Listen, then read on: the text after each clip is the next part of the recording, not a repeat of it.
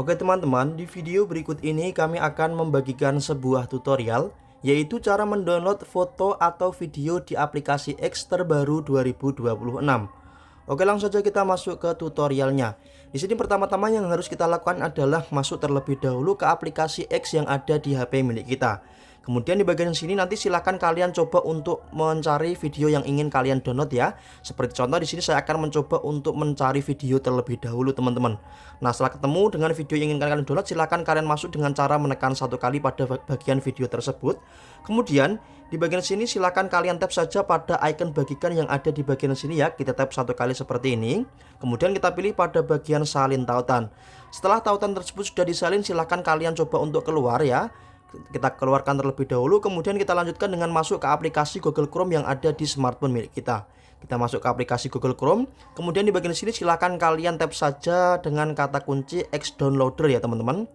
X Downloader, setelah itu silakan kalian coba tap masuk. Sampai nanti kalian dibawa ke menu website seperti ini. Di sini ada beberapa website yang bisa kalian gunakan untuk mendownload video tersebut. Seperti contoh di sini saya akan menggunakan website yang paling atas. Kita masuk dengan cara menekan satu kali seperti ini. Kemudian di bagian sini kita coba untuk menempel tautan yang sudah kita salin tadi. Kemudian kita tekan pada bagian unduh satu kali seperti ini. Ketika nanti ada iklan, silahkan kalian coba untuk keluarkan saja ya teman-teman. Nah, di sini ada berbagai macam pilihan. Saya menyarankan agar kalian mendownload yang HD ya. Biasanya untuk HD nanti akan ada iklan muncul teman-teman. Ketika kalian ingin mendownload resolusi yang lebih bawah, kalian juga bisa tinggal menekan satu kali seperti ini.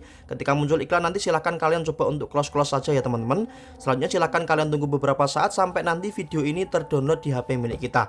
Ketika sudah ada notifikasi seperti ini, secara otomatis untuk video tersebut itu sudah ada di galeri HP milik kita. Kita cek pada bagian galeri, dan di sini bisa teman-teman perhatikan bahwasanya video tersebut sudah ada di galeri HP milik saya ya. Dan untuk resolusinya ini sangat HD sekali teman-teman. Jadi caranya seperti itu, sangat gampang sekali. Semoga informasi ini bermanfaat dan terima kasih.